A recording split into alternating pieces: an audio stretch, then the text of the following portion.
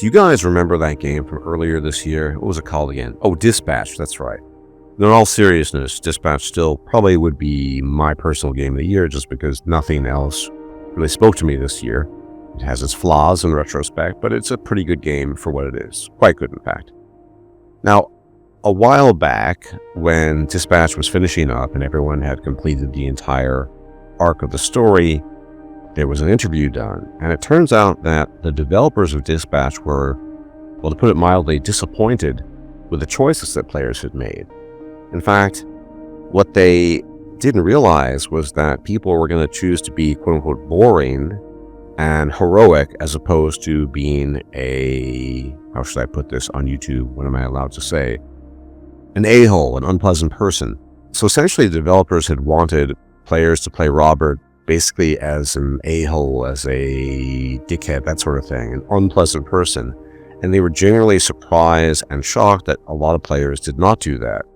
They were kind of taken back that many people played Robert as a quote-unquote goody two-shoes. Now, those are not their words, by the way, but nonetheless, that's kind of the vibe that they're giving off.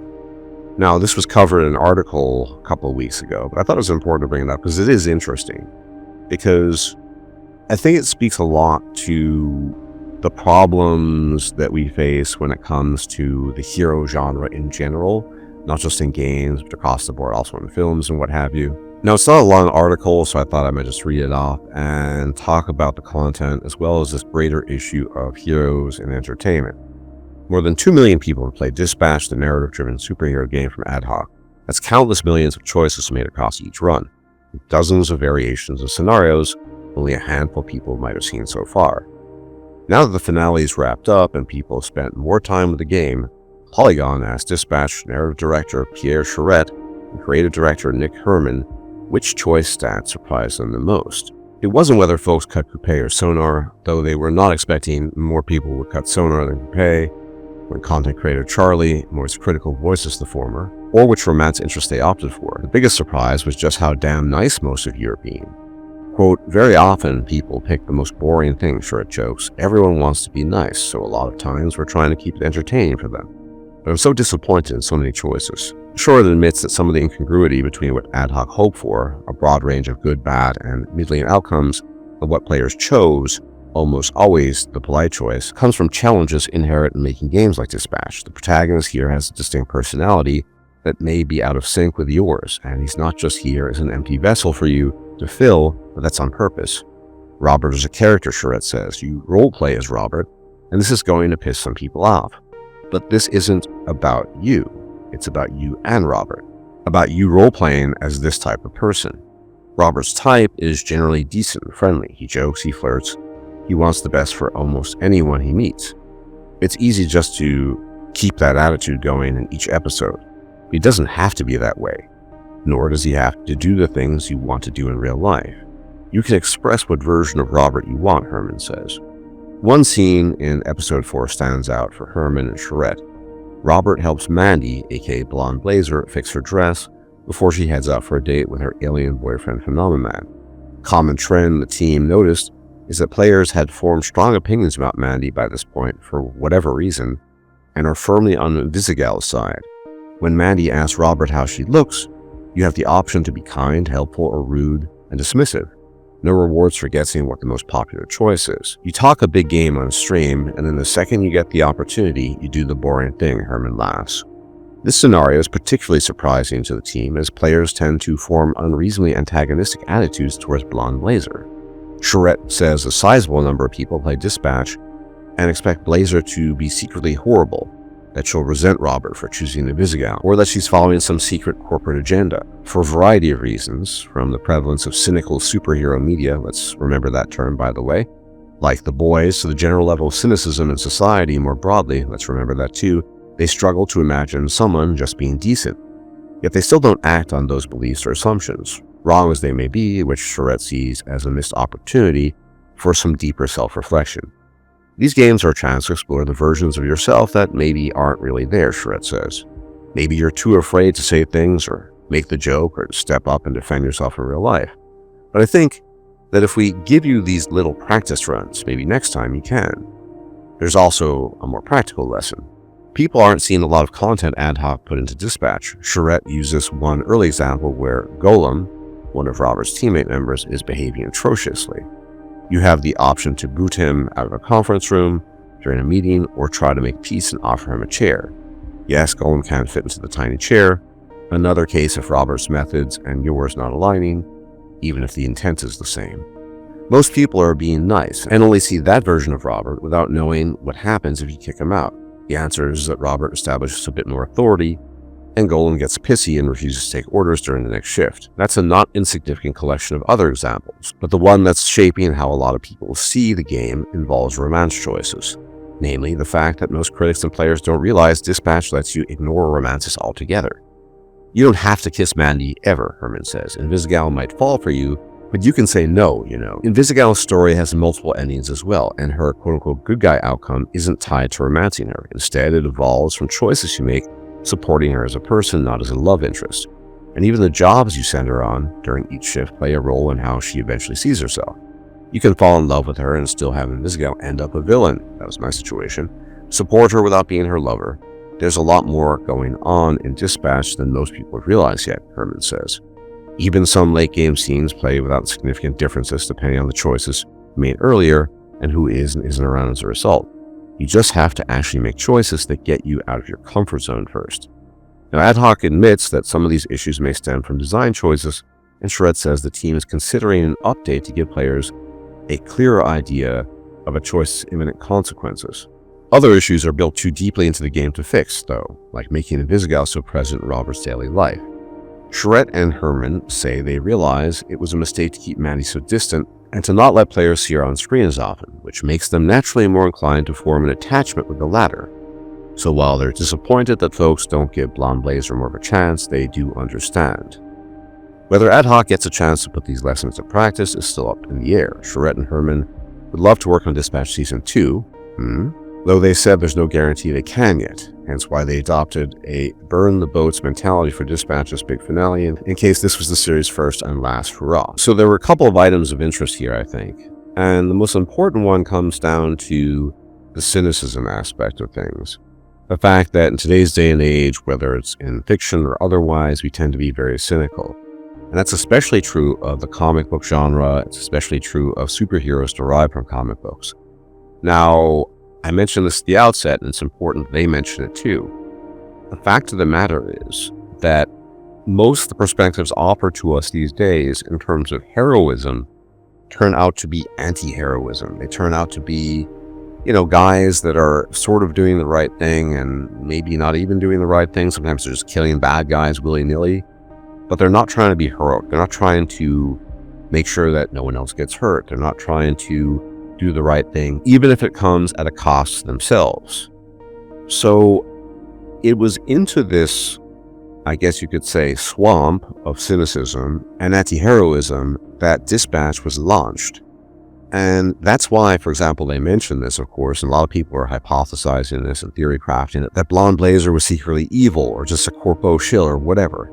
The underlying assumption is always going to be that if someone appears to be genuinely good and moral and have a pleasant nature, such as Blonde Blazer, there's either something wrong with her or she's hiding something. She's got a bunch of cards that she hasn't shown to the players yet because she is hiding her ace in the hole, so to speak.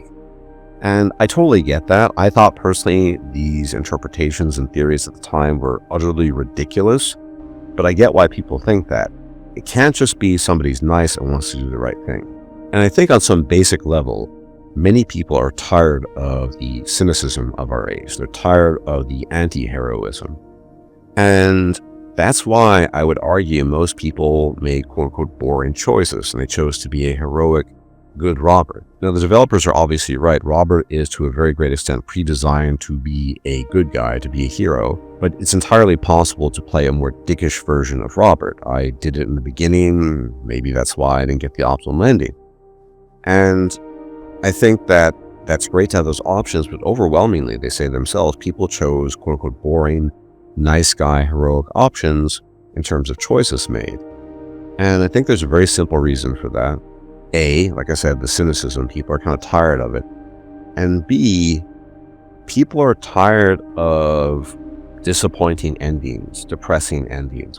I know, for example, a lot of people praise Cyberpunk 2077 or Edge Runners. And I like both things. I think Edge Runners is actually better than Cyberpunk 2077, the game, but that's just my take, my opinion. People love these games. I kind of get it. But these worlds, these fictional worlds, are effectively low-key reflections of our own world.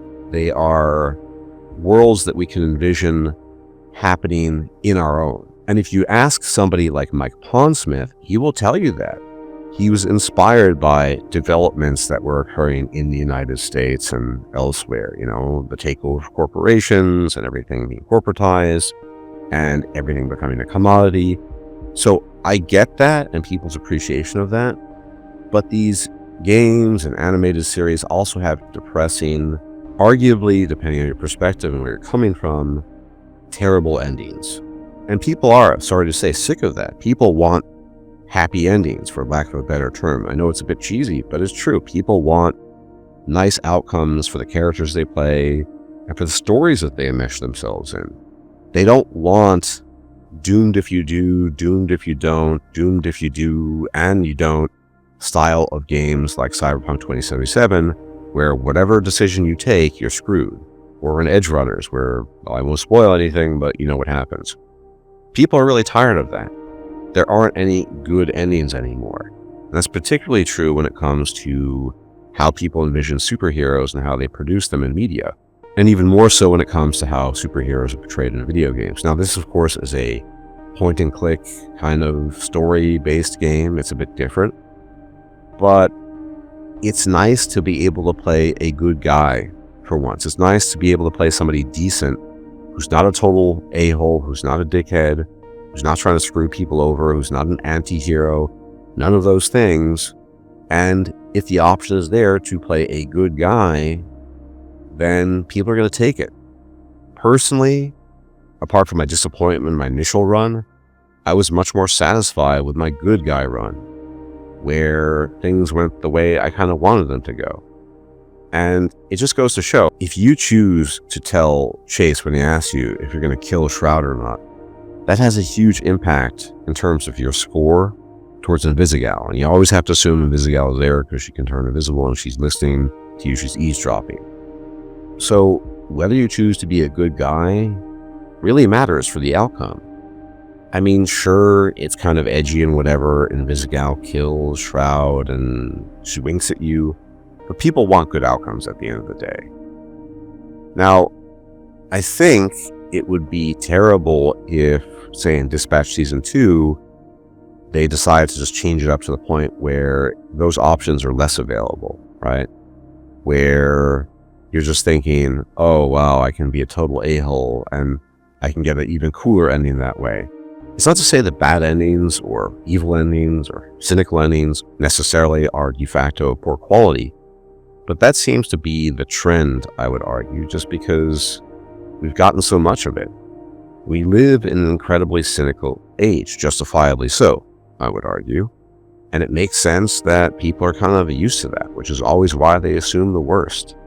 They assume the worst about almost every character in the game, especially Blonde Blazer, because she's the only character in the game that really is just kind and appropriate in terms of her behavior and just tries to be a decent person. So people just have to assume, baseline assumption, she's got to be bad, she's hiding something, she's secretly evil.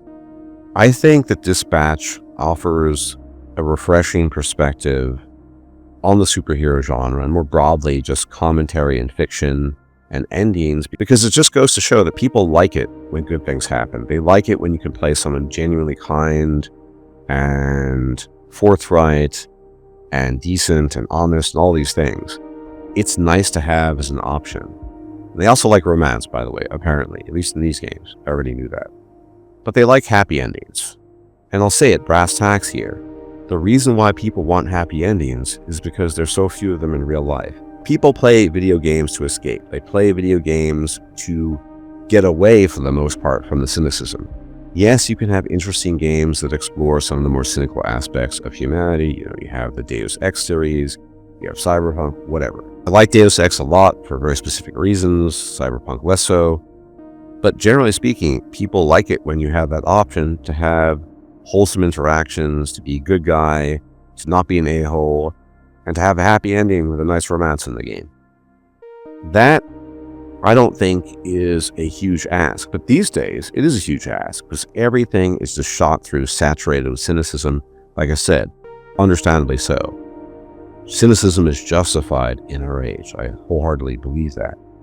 But that doesn't mean that you have to transplant that cynicism to the fiction that we enjoy and the games that we want to escape into. So I, for one, think it's a good thing that the players, quote unquote, disappointed the developers by taking decisions and making choices that were, quote unquote, boring or not dickish enough for them. And I just hope, going forward, if there is a second season, that they don't radically change anything such that people don't have those options, or that they kind of try to straitjacket people into playing a Robert who is more of an a-hole, more of a kind of rough around the edges, hateful person. I hope that's not the case. But anyway, that's kind of my take here. I, for one, am cynical enough. I don't always want the same cynicism in my video games, and certainly not in a story-based game about superheroes. And to a large degree, Dispatch is about redemption, not just for Invisigal, but also for the entire team. And I think that's an important aspect of the game, and people want more of that.